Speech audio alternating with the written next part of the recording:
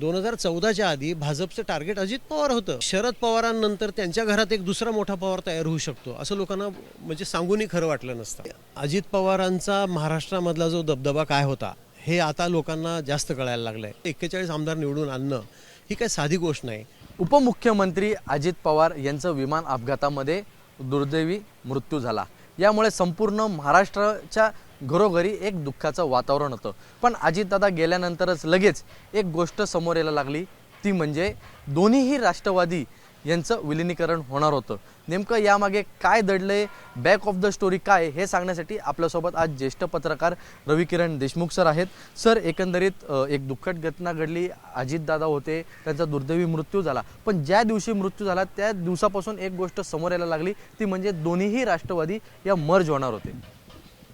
राष्ट्रवादी दोन्ही मर्ज होणार होते याच्याविषयी विधानं दोन्ही बाजूनी येत आहेत. एकतर स्वतः शरद पवार बोलले, त्यांचे सहकारी जयंत पाटील बोलत आहेत, शशिकांत शिंदे बोलत आहेत, आता त्याच्यात भाजपाने उडी घेतलेली आहे, भाजपची काही मतं आहेत. हा मर्जरचा जो इश्यू आहे विलिनीकरणाचा, हा इतका मोठा होईल असं कदाचित हे अजित पवार यांच्या अपघाती निधनाच्या आधी कुणाला वाटलंही नसेल. हा विषय आता वरचेवर खूप मोठा व्हायला लागला आहे आणि याच्यातनं एक दिसायला लागलं आहे की अजित पवार हे राजकारणामधली किती मोठी शक्ती होते. कारण त्यांच्या भोवती सगळ्यांना फिरावं लागतं, त्यांच्याविषयी बोलावंच लागतं. विरोधी पक्षातले नेते असोत, सत्ताधारी पक्षातले नेते असोत, पुन्हा त्यांचे सहकारी असोत, या सर्वांना अजित पवार फॅक्टर काय आहे राजकारणामधला याच्या भोवती बोलावं लागतं. मला वाटतं महाराष्ट्राच्या राजकारणामधली ही एक विलक्षण घटना आहे. थोडंसं आपण वेगळ्या पद्धतीने याचा विचार केला तर असं दिसतं की 1960 साली महाराष्ट्र स्वतंत्र झाल्यानंतर महाराष्ट्रामध्ये राजकारणावर व्यापक परिणाम करणारे किंवा महत्त्वाचे नेते असे कोण की जे फॅक्टर ठरले, एक महत्त्वाचा घटक ठरले की ज्यांच्या भोवती महाराष्ट्राचं राजकारण फिरलं. पहिली गोष्ट अशी होती की यशवंतराव चव्हाण महाराष्ट्राचे खूप मोठे नेते होते. महाराष्ट्र राज्य निर्मितीच्या आधी पण ते मुख्यमंत्री होते. त्यावेळी पण त्यांची निवड का झाली होती, कशासाठी झाली होती हा इतिहासात आत्ता नको जायला. पण 60 नंतरचं राजकारण यशवंतराव चव्हाणांभोवती फिरलं. वसंतराव नाईक त्यांनीच नियुक्त केलेले मुख्यमंत्री होते. पण खरे करते करविते महाराष्ट्राच्या राजकारणाचे हे यशवंतराव चव्हाण होते. हळूहळू शरद पवारांचा उदय झाला. शरद पवारांचं राजकारणसुद्धा यशवंतराव चव्हाण यांच्या विचाराभोवती होतं. शरद पवार एक फॅक्टर बनले महाराष्ट्राच्या राजकारणातला. आजही महाराष्ट्राच्या राजकारणामध्ये बरीचशी चर्चा ही शरद पवारांच्या राजकारणाभोवती होते किंवा शरद पवार हा फॅक्टर मानून होते. पण कुणाला अशी कल्पनाच आली नाही की अजित पवारसुद्धा हा फॅक्टर होता महाराष्ट्राच्या राजकारणामध्ये. आणि आज तो इतका मोठा होऊन बसला की महाराष्ट्रातलं वातावरणच बदलून गेलं. बरं, हा फॅक्टर का होऊ शकला नाही माहिती आहे का? की 1999ला ते कॅबिनेट मंत्री झाले. त्याच्या आधी महाराष्ट्राच्या राजकारणात त्यांचा उदय झाला होता 1991मध्ये. ते खासदार झाले आणि नंतर लगेच आमदार झाले. कारण शरद पवारांना दिल्लीत जावं लागलं, त्यांना ती जागा पाहिजे होती बारामती लोकसभेची. लोकांना सुरुवातीला फारसं गांभीर्याने घेत नव्हते लोक त्यांना. लोकांना असं वाटायचं की शरद पवारांची एक पुतणी आहेत, बस याच्या पलीकडे ह्यांची काय ओळख असू शकते. आणि ते मितभाषी होते, फारसं कोणाशी बोलणं नाही आणि थोडासा स्वभाव लोकांना दुसरा वाटायचा त्यांचा की अतिशय म्हणजे स्पष्ट वक्ते आणि लोकांना ते थोडं फटकून बोलतात की काय असं वाटायचं. त्यामुळे लोक त्यांच्या नादाला लागत नव्हते. मग पवार 93ला परत आले महाराष्ट्रात. 93 ते 95 2 वर्ष पवार मुख्यमंत्री होते परत. तर त्या काळामध्ये पवारांची पुतणी म्हणून ते आपली एक अलिप्त भूमिका घ्यायची आणि विधानसभेमध्ये सुद्धा एक तो अशांत टापू म्हणून ओळखला जायचा. तो एक गट बसायचा. तिथे आर पाटील, दिलीप वळसे पाटील, जयंत पाटील, अजित पवार, नंदकुमार झावरे नगर जिल्ह्यातले आमदार हे सगळे बसायचे आणि अधूनमधून असे प्रश्न विचारायचे. 95 ते 99 म्हणजे 93 ते 95 पण त्यांचं सुरूच असायचं. पवार मुख्यमंत्री असले तरी काहीतरी गमतीशीर प्रश्न विचारणं, चर्चेचा केंद्रबिंदू ठेवणं स्वतःला, हे त्यांचं सुरूच राहायचं. आणि हळूहळू काय झालं की 95ला सत्ता बदलली, महाराष्ट्रामध्ये शिवसेनेचं सरकार आलं आणि 95 ते 99 ह्या काळामध्ये ह्या अशांत ठापूंनी पुन्हा उचल खाल्ली आणि सरकारला अडचणीत आणणारे प्रश्न विचारायला सुरुवात केली. तेव्हा अजित पवारांकडे पाहिलं जायचं की अजित पवार हे कोण आहेत नेमके, म्हणजे हळूहळू चर्चा वाढायला लागली. पण 99ला एकदम ते मंत्री झाले. परंतु शरद पवारांनी अतिशय धोरणात्मक पद्धतीनं त्यांना फार महत्त्व दिलं नाही. त्यांना कृष्णा खोरे महामंडळाचं मंत्री केलं फक्त. पूर्ण जलसंपदा खात्याचे पण ते मंत्री नव्हते. हे खातं पद्मसिंह पाटलांकडे होतं, ऊर्जा खातं पद्मसिंह पाटलांकडे होतं. आणि त्यावेळीसुद्धा पवारांनी जाणीवपूर्वक राजकारणामधलं महत्त्व आपल्या पक्षातलं हे छगन भुजबळ, जयंत पाटील, आर पाटील, पद्मसिंह पाटील, विजयसिंह मोहिते पाटील यांच्या भोवती कसं फिरतं राहील ह्याची अति राजकीय मुत्सद्दीगिरीनं रचना केली होती. आणि अजित पवारांना आपण महत्त्व देतोय किंवा आपला पुतण्या हा राजकारणामधला आपल्या पक्षामधला एक फार मोठा फॅक्टर ठरतोय असं त्यांनी अजिबात जाणवू दिलं नाही. पण 2004ला राष्ट्रवादीला जास्त जागा मिळाल्या. त्याच्यानंतर हळूहळू राष्ट्रवादीचा दबदबा वाढला आणि राष्ट्रवादीला बहुतेक असं वाटायला लागलं की आपला मुख्यमंत्री महाराष्ट्रात होऊ शकतो. काँग्रेसच्या याच्यामध्ये युतीमध्ये दुय्यम स्थान कितपत स्वीकारा, आणि त्यातनं काँग्रेस आणि राष्ट्रवादीचे खटके उडायला सुरुवात झाली. आणि तिथं अजित पवारांचा खरा राजकीय उदय तिथं झाला. महाराष्ट्राच्या राजकारणातला फॅक्टर ठरावा इतका. कारण अजित पवार बरेचसे निर्णय हे पक्षात सांगायला लागले काय असू शकतात. पक्ष चालवताना महाराष्ट्राचं युनिट चालवताना काय करायला पाहिजे हे त्यांचा शब्द महत्त्वाचा ठरायला लागला. आणि इतर नेते त्यांच्याकडे बघायला लागले. मग अजित पवारांचे पुतणे या कोशातनं ते बाहेर पडले आणि हा फॅक्टर हळूहळू डेव्हलप व्हायला लागला. परंतु काय झालं, कारण आपल्या दुसऱ्या म्हणजे मुद्द्यांवर मी नंतर येईनच, की राष्ट्रवादीचं महत्त्व वाढवणं, पुणे जिल्ह्याचं राजकारण स्वतःच्या नियंत्रणात ठेवणं आणि पक्षाला जास्तीत जास्त आमदार कसे निवडून आणता येतील याची व्यूहरचना करणं याच्याभोवती हे केंद्रित होत गेलं. परंतु त्याच वेळेला त्यांचे काही निर्णय आणि त्यांचे स्वभावाचे पैलू वादग्रस्त ठरायला लागले आणि मग हा फॅक्टर एका वेगळ्या दिशेने गेला. त्यामुळं तो एक बदल झालेला पुढं दिसतो आपल्याला. पण अजितदादा फॅक्टर आज सगळ्यांच्या समोर आहे. अजितदादांचं असं नेतृत्व होतं की त्या स्वतःच्या जीवावरती पण 40 आमदार घेऊन आले. म्हणजे कुठेतरी त्यांच्यासारखं नेतृत्व हे देखील एक उदयास आलं. तर या संदर्भात काय सांगाल की ज्या प्रकारे त्यांचं एक नेतृत्व तयार होत होतं, पण कुठेतरी शरद पवार जे होते त्यानंतर आता अजित पवार अशी त्यांची ओळख बनली होती. या प्रश्नाचं उत्तर खरं तर खूप मोठं देता येईल. एकतर कसं आहे की अजित पवारांचा महाराष्ट्रामधला जो दबदबा काय होता हे आता लोकांना जास्त कळायला लागलं आहे. आधी लोकांना काय वाटायचं की स्वभावानं कठोर असलेले, कमी बोलणारे, फटकळ स्वभावाचे, कुणालाही तोंडावर सुनवायला कमी न करणारे किंवा आरोपाची राळ सोबत घेऊन जीवन व्यतीत करणारे अजित पवार, एवढंच एक ग्रुप लोकांना माहीत होतं.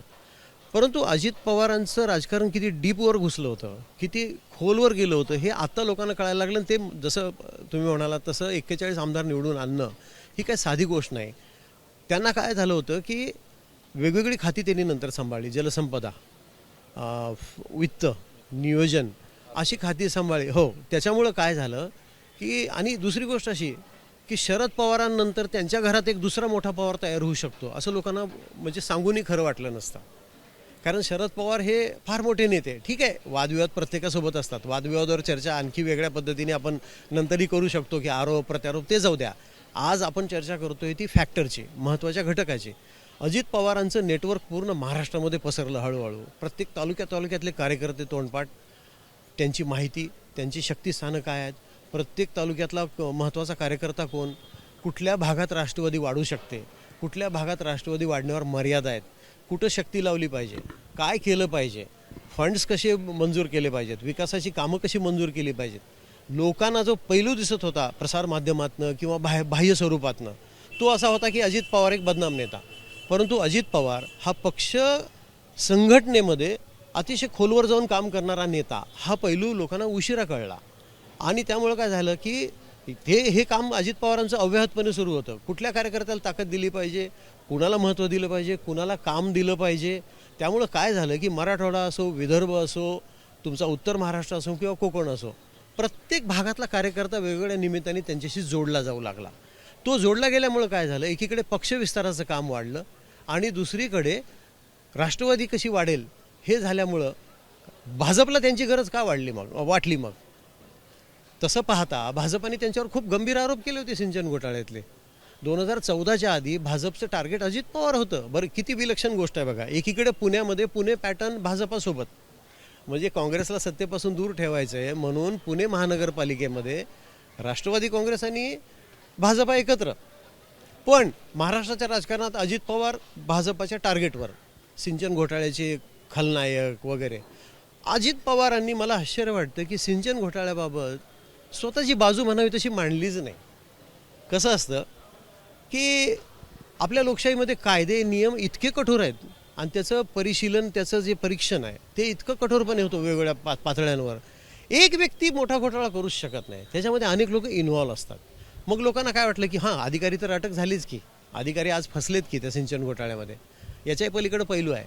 माधवराव चितळे टास्क फोर्सचा रिपोर्ट जर नीट वाचला तर याच्यातनं लक्षात येतं की माधवराव चितळेंनी त्या रिपोर्टमध्ये स्पष्ट म्हटलं होतं की अनेक प्रकल्पांची कार्यकक्षा वाढवली गेली. कार्यकक्षा वाढवताना ती आपोआप नाही वाढत.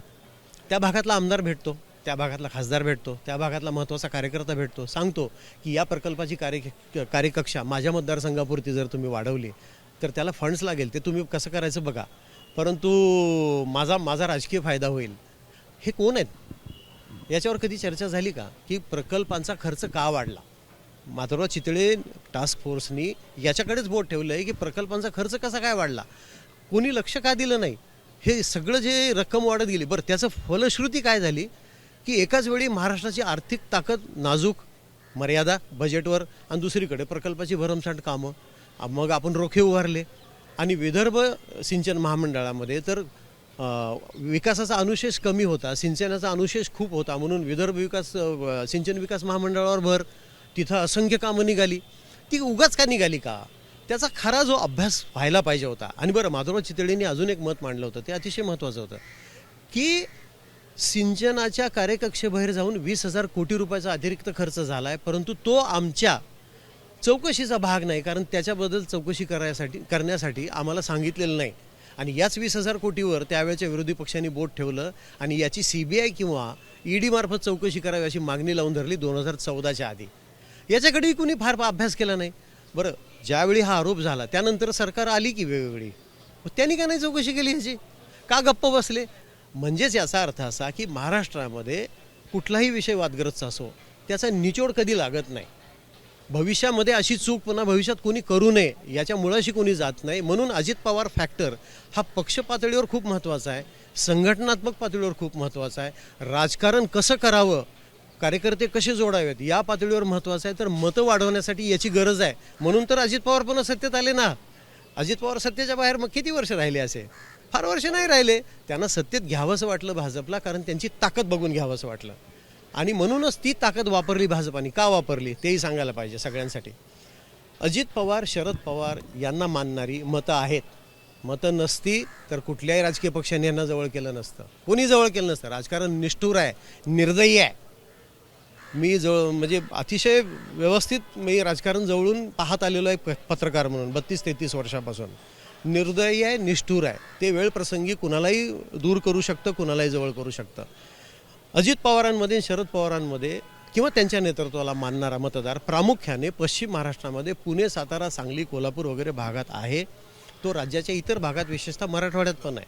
आणि पूर्व विदर्भात गोंदियासारख्या भागात आहे, भंडारासारख्या, गोंदिया जास्त. तर याचा कुठेतरी फायदा व्हावा आणि हा मतदार आपल्याशी जोडला जावा म्हणून तर अजित पवार पाहिजेत ना. फूट उगाच पडते का पक्षामध्ये? आणि फूट पडताना ती केवळ अशी पडत नाही, ती डायरेक्ट मंत्रिमंडळात सहभागी होऊन पडते.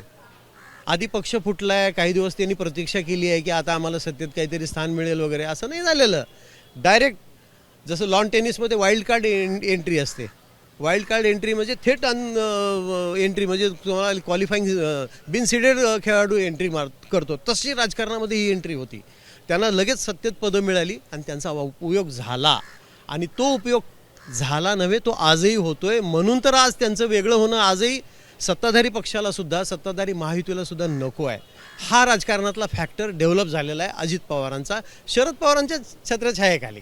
हे अतिशय महत्त्वाचं आहे. म्हणजे अजितदादांनी जे 2 मॉडेल ठेवले या महाराष्ट्रासमोर, एक बारामती मॉडेल, दुसरं पिंपरी चिंचवड मॉडेल, यामुळे देखील काही फरक पडला त्यांच्या नेतृत्वामध्ये. आणि त्याचबरोबर आत्ताच्या काळामध्ये त्यांचं फटकळ बोलणं, त्यांचं एक जोक मारायचे, त्यावरती एक हास्य कल्लोळायचा, हे पण लोकांना आता आवडायला लागलं होतं. बरोबर होतं, कारण अजित पवारांचा स्वभाव फटकळ जरी असला तरी तो रिझल्ट ओरिएंटेड होता. कार्यकर्ते उगाच जोडले जात नाहीत. जो देता वही नेता, हा आजचा राजकारणाचा नियम आहे. उगाच कोणी फिरकत नाही कुणाकडे.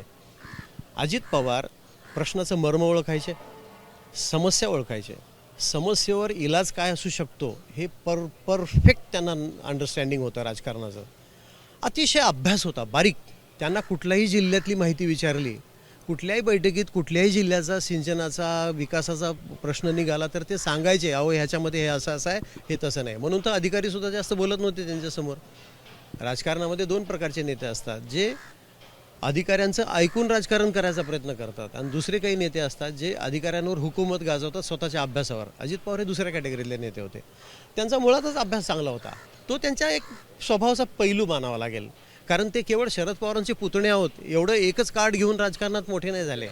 तसे असते तर ते केवळ शरद पवारांचे पुतणे म्हणूनच ओळखले गेले असते ना. आज अजित पवार म्हणून का ओळखले जातात? किंवा तो मगाशीचा जो तुमचा प्रश्न होता की 40 आमदार निवडून आणणं, 41 आमदार निवडून आणणं ही साधी गोष्ट नाही आहे. त्याच्यामागे त्यांची पण काहीतरी एक मेहनत असेल ना व्यक्तिशः, की कुणाला तिकीट दिलं पाहिजे, कोण कार्यकर्ता कुठं प्रभावी ठरेल, त्याच्यामागे काय ताकद लावली पाहिजे, त्याला काय बळ पुरवलं पाहिजे, कुठल्या पद्धतीचं बळ दिलं पाहिजे, हे सगळं माहिती होतं. म्हणून बारामतीला लोटलेला जनसागर हा काही गंमत बघावी म्हणून आला नव्हता किंवा ते अपघाताचं स्थळ बघावं म्हणून आला नव्हता. तो त्यांच्याशी जोडला गेला होता. म्हणून लोक रडताना दिसत होते, लोक विव्हळताना दिसत होते. आजही लोकांना दुःख होतंय. याचं कारण असं की मीही काही लोकांशी बोललो मराठवाड्यातल्या, विदर्भातल्या, की तुमच्याकडे पण एवढी प्रतिक्रिया येण्याचं कारण काय? अजित पवारांच्या निधनानंतर धक्का तर बसलाय, मान्य आहे. हे असं जाणं लोकांना पटतच नाही अजूनही. त्यांचं म्हणणं असं की आमच्या जिल्ह्यामध्ये सुद्धा त्यांचं अस्तित्व होतं ना, तालुक्यामध्ये अस्तित्व होतं ना. आमच्याकडे असे काही कार्यकर्ते आहेत, लोक आहेत की जे त्यांच्याशी थेट जोडले गेलेले होते. आणि त्यांच्या स्वभावाचा फटकळपणाचा एक पैलू मी तुम्हाला सांगतो. जसं तुम्ही म्हणता ना लोकांना विनोद वगैरे आवडतो, मला त्यांच्या एका निकटवर्तीयाने सांगितलेला किस्सा आहे. त्या दिवशी मंत्रालयात असूनही मी त्यांच्या दालनात काही गेलो नव्हतो. एके दिवशी म्हणे एका बैठकीतून ते आले आणि त्यांच्या ऑफिसमध्ये शिरल्यानंतर त्यांनी बघितलं की दालन भरलेलं आहे किंवा वेटिंग हॉल म्हणजे मीटिंग हॉल पण भरलेला आहे. त्यांना आश्चर्य वाटलं, एवढी गर्दी कशी काय आली माझ्या कार्यालयात. त्यांनी म्हणे असं विचारलं की अरे एवढे लोक कसे काय आले आज भेटायला? बारामतीहून कोण कोण आलं आहे हात वर करा. तर काही लोकांनी म्हणे हात वर केले. त्यांनी सांगितलं की बाबांनो, तुम्हाला मी बारामतीत आल्यानंतर सकाळी 6 पासून भेटतो आणि बारामतीत मी येतोच आठवड्याला. माझे काही दिवस मी घालवतो तिथे. तरी तुम्ही मुंबईत काय येतं मला भेटायला? चला बाहेर निघा म्हणाले. आता त्यांच्या निकटवर्तीने सांगितलेला हा किस्सा आहे आणि लोक निमूटपणे बाहेर पडले. एकाही नेत्याची हिंमत नाही होणार असं कोणाच्या केबिनमध्ये जाऊन स्वतःच्या असं बोलण्याची. ही अजित पवारांमध्ये का होती? तर लोकांना बहुतेक हे माहीत होतं की हा माणूस प्रचंड फटकळ आहे, रागीट पण आहे, पण या माणसा इतका अंडरस्टँडिंग परफेक्ट कोणाचं नाही. आणि हा माणूस रिझल्ट ओरिएंटेड आहे. विषय पटला तिथल्या तिथे निकाल, एक घाव दोन तुकडा विषय. म्हणजे ह्या स्वभावाचा त्यांना काहीसा तोटा पण झाला. म्हणजे त्यांचे खटके उडाले मागच्या मुख्यमंत्र्यांशी वगैरे, कारण ते म्हणाले की हे सरकार आपलं काही नाहीच आहे, आपल्याला इथं पक्ष संपवायलाच बसलं आहे. म्हणून ते मागचा विषय जुना आहे तो जाऊ द्या. परंतु या स्वभावामुळे लोक त्यांच्यावर प्रेम करत होते आणि त्यांचं रागावणं, त्यांचं फटकळ बोलणं सुद्धा लोकांनी सहन केलं. त्यांचे विनोदसुद्धा लोकांना आवडायचे आणि ते थेट बोलायचे ना, मनात काहीच नाही. हो, आणि छोट्या मोठ्या गोष्टीत जे राजकारणात लोक करतात ना, ज्यांनी बदनाम होतात, ते तसलं कधी त्यांनी केलं नाही. त्यांनी विकासाचे प्रकल्प. आता हे बघा, बदनामी प्रत्येकाच्या वाट्याला येते. राजकारण असं क्षेत्र ही कोळशाची खाण आहे. इथं आतमध्ये गेलेला माणूस कधीही पांढऱ्या शुभ्र कपड्यात परत येत नाही असं सगळेच बोलतात, खाजगीत बोलतात. की इथं असं आहे की आपण नियम आणि कायदे एवढे करून ठेवलेले आहेत, एवढे की त्याच्यात तुम्हाला एखादी गोष्ट करायची म्हटली तरी कुठे ना कुठे तुम्हाला तिथं संघर्ष करावाच लागतो. चुकीचं काही घडू नये म्हणून आपण चांगलं घडवण्यासाठी एवढे नियम तयार करून ठेवलेत की तुमच्या जजमेंट पॉवर जी असते, आपली निर्णय घेण्याची क्षमता, याला खूप मर्यादा येतात. कुठं ना कुठं कोणीतरी दुखावतो, कोणी ना कोणी आरोप करतो. त्यामुळे अजित पवार हे टीकेचे धनी झाले ना, आरोपांचे धनी झाले ना. जसं मी सांगितलं सिंचन घोटाळ्यामध्ये ते काही एकटे, पण ते का बोलले नाहीत मला अजूनही आश्चर्य वाटतं की सिंचन घोटाळ्यामध्ये स्वतःची बाजू मांडण्यात ते कमी पडलेत असं माझं मत आहे. त्यांनी स्पष्टपणे बोलायला पाहिजे होतं की मी कामं केली पण कुणाची केली. आणि ह्याच्यात असं मी म्हणत नाही की ते अतिशय त्यांना मी सर्टिफिकेट देऊ शकत नाही की ते निष्कलंक होते आणि त्या सिंचन घोटाळ्यात त्यांचा काहीच सहभाग नव्हता. परंतु एखादा घोटाळा एक व्यक्ती करू शकत नाही. आणि महाराष्ट्रात कुठल्या घोटाळ्याचा अंतिम निचोड निघाला आहे का? PV सावंत आयोगाच्या निष्कर्षाप्रमाणे सगळ्या गोष्टी घडल्यात, तो लॉजिकल एंडला पोचला आहे असं म्हणू शकतो? आदिवासी विकास विभागात 10-12 कोटीचा घोटाळा झाला, आरडाओरडा झाला, लॉजिकल एंडला पोचला आहे, ऐकलं आहे आपण. शिष्यवृत्तीमध्ये घोटाळा झाला म्हणून ऐकलं, लॉजिकल एंडला पोचला आहे आपण ऐकलं. हे दुर्दैव आहे, आपल्या सिस्टमचं दुर्दैव आहे. इथं व्यक्तीला दोष देऊन चालत नाही, आपल्या सिस्टमचं दुर्दैव आहे की कुठलाच घोटाळा लॉजिकल एंडला पोचत नाही आणि पुढच्या पिढीला त्यापासून धडा बोध घेताच येत नाही. फक्त बदनामी होते. बदनामी झाली की लोक फक्त दूषण लावतात की अरे हा अमुक आहे, अमुक तमुक आहे. फक्त त्याच्या निवडून येण्याच्या क्षमतेवर परिणाम होतो, राजकारणातल्या अस्तित्वावर परिणाम होत नाही. पण एखाद्या पक्षाने जर तसाही माणूस सांभाळायचं ठरवलं, तो जगतो राजकारणामध्ये, त्याला पर्याय नाही. हे आपल्या सिस्टमचं अपयश आहे. सर एक म्हणजे असा प्रश्न होता की ग्रामीण भागाबरोबर नाळ जुळलेला नेता आणि त्या व्यक्तीला शहरीकरण पण समजलं होतं, असा आज नेता हरपलाय, त्यामुळे कुठेतरी महाराष्ट्राला याचा फटका आहे. महाराष्ट्राला फटका आहे. अजित पवारांच्या जाण्यामुळं महाराष्ट्राच्या राजकारणाला किंवा एक शासन व्यवस्थेला मोठा फटका आहे. कारण आजचं तुमच्या राजकारणातलं सगळ्यात मोठं जर गरज काय, वैशिष्ट्य काय, घोळ न घालणे, बघू करू विचार करूया वगैरे असल्या पद्धतीचं काही चालत नाही. लोकांना आता संयम राहिलेला नाही. लोकांचं म्हणणं आहे हो अथवा नाही, स्पष्ट सांगा, तोंडावर सांगा. का होत नाही तेही सांगा, म्हणजे आणखी आमच्या ज्ञानात भर पडेल. म्हणजे मग आम्हाला पुढे एखादी गोष्ट अशीच घडली तर निदान विचारता येईल की त्याला तुम्ही नाही म्हणलं होतं तर याला का नाही म्हणता. राजकारणामध्ये अजित पवारांसारख्यांची गरज काय असते, एखाद्या विषयाचं तात्काळ निकाल, निर्णय क्षमता प्रचंड, बरं कुणाच्या माहितीची गरज नाही, ब्रीफिंगची गरज नाही. हा विषय मी समजून घेतो, मला हा नव्यानेच कळला, मला हे माहीतच नव्हतं, मी अधिकाऱ्यांवर विसंबून राहिलो, अशा पद्धतीचं लोकांना नको आहे. आता लोकांना नेता कसा पाहिजे की दोन गोष्टी आम्हाला सुनावा, हरकत नाही, पण तुम्ही विषयाचा निकाल लावा. एकदाच काहीतरी आम्हाला घोळ घालू नका की हे काम करतो मी 10 वेळा पुन्हा तुमच्या दारात यायची वेळ येऊ नको, यायला नको. अजित पवार असे नेते होते की एखादं काम होत नसेल तर तोंडावर सांगायचे हे काम चुकीचं आहे, माझ्याकडनं हे होणार नाही, हे नीट नियमात बसत नाही, नमस्कार. आणि जे होतं आहे ते तसं तिथंच निकाल लावायचे. म्हणून अजित पवारांसारख्यांचं जाणं हा लॉस आहे महाराष्ट्राच्या राजकारणाचा, ह्या स्वभावाचा पैलू लक्षात घेऊन. सर आता सुनेत्रा पवार यांनी उपमुख्यमंत्री पदाची शपथ घेतली. याआधी दादांचं राजकारण पाहिलं, आता सुनेत्रा पवारांचं राजकारण कसं असेल. सुनेत्रा पवार ह्या पूर्वी कधी ॲक्टिव्ह पॉलिटिक्समध्ये सक्रिय राजकारणात नव्हत्या, तरीही घरामध्ये राजकीय वातावरण असतं त्यामुळे बऱ्याचशा गोष्टी कळतातच. आणि त्यांचंही बालपण, त्यांचे भाऊ डॉक्टर पद्मसिंह पाटील राजकारणात होते, मोठं प्रभावशाली व्यक्तिमत्व होतं शरद पवारांच्या काळामध्ये. आणि आज ते वार्धक्यामुळे थकलेले असले, आता सक्रिय नाहीत, पण त्यांचा मुलगा राणा जगजितसिंग पाटील जो यांचा भाचा आहे सुनेत्राताईंचा, तो सक्रिय राजकारणात आहे. ते मंत्री होते, आमदार होते, त्यांना राजकारण माहिती आहे. पण कसं आहे की राजकारण लक्षात येणं आणि स्वतः फील्डवर जाणं या दोन गोष्टीमध्ये प्रचंड मोठा फरक आहे.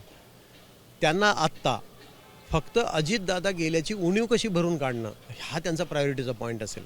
कार्यकर्त्यांना धीर देणं, दिलासा देणं की दादा गेले म्हणजे तुम्ही निराश होऊ नका, किंवा त्यांचे समर्थक त्यांना सांभाळणं. आज पक्ष स्वतंत्र अस्तित्व ठेवू इच्छितो आहे, म्हणजे मर्जरची चर्चा आपण करतो, विलिनीकरणाची, त्यात असं स्पष्ट दिसतंय की बड्या नेत्यांची विधानं ऐकल्यावर असं दिसते की त्यांना भाजपपासून दूर जायचंच नाही, त्यांना महायुतीतच राहायचं आहे. अशा वेळेला महायुतीत राहण्याची इच्छा सगळ्या कार्यकर्त्यांची आहे का, नसल्यास ती कशी निर्माण करणं, सरकारसोबत राहणं, त्यांच्यासाठी सत्तेतून काय देऊ शकतो आपण, हे महत्त्वाचं आहे. भलेही त्यांचं आता वित्त आणि नियोजन हे जर अजितदादांकडे होतं खातं, ते नाही मिळालं त्यांना.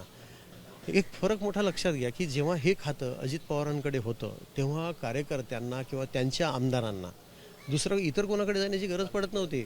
कारण निधी कसा वाटप करायचा, कुठे वाटप करायचा, किती वाटप करायचा, आणि चांगला प्रकल्प कुठला आणि चुकीचा प्रकल्प कुठला हे नीट माहिती असल्यामुळं त्यांच्या आमदारांसाठी, त्यांच्या समर्थकांसाठी ते मोठा आधार होते. हे खातं खूप महत्त्वाचं आहे आजच्या काळामध्ये, कारण महाराष्ट्राची अर्थव्यवस्था ही सध्या आव्हानात्मक स्थितीत आहे. तर अशा वेळेला हे खातं मुख्यमंत्र्यांकडे गेलं आहे, त्यामुळं सगळ्यांना मुख्यमंत्र्यांकडे जावं लागेल, त्या पक्षातल्या कार्यकर्त्यांना, आमदारांना. त्यामुळं ती उणीव सगळ्यांना फार मोठी जाणवत राहील, फार मोठा फरक पडेल या एका गोष्टीमुळं. त्यामुळं सुनेत्राताईंना राजकारणामध्ये आल्यानंतर खूप मोठी आव्हानं आहेत. अजितदादांची उणीव 100% भरून काढतील का, तर मला नाही वाटत. तेवढ्या कसं असतं, प्रत्येकाची ती कॅपॅसिटी असते, क्षमता असते. ती क्षमता आज जर समजा 25 वर्ष राजकारणात मंत्री असलेल्या त्यांच्या सहकाऱ्यांमध्ये नसेल, तर आत्ता राजकारणात, सक्रिय राजकारणात किंवा मंत्रिमंडळात पाऊल टाकलेल्या व्यक्तीला कशी असेल. साधी गोष्ट आहे, फरक पडणारच आहे. पुढचा काळ राष्ट्रवादीसाठी आव्हानात्मक आहे. स्वतंत्र वाटचाल करणं, एक प्रचंड ताकदीचा नेता जो त्याच्या पक्षाला दिशा देऊ शकत होता, बरं खुबीनं त्यांचा वापर झाला राष्ट्रवादीचा. एक मराठा मतदान जे आहे महाराष्ट्रामधलं ते फार निर्णायक अवस्थेत आहे. म्हणजे ते मतदान जर एक गठ्ठा झालं तर मोठा फरक पडू शकतो.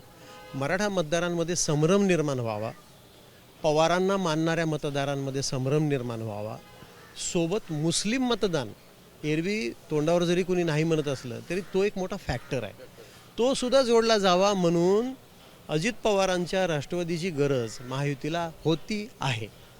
कारण त्याच्याशिवाय मराठा मतदान, मुस्लिम मतदान याच्यामधला विभाजन होत नाही ना. शिंदे पण त्यासाठीच आहेत ना, उपमुख्यमंत्री एकनाथ शिंदे.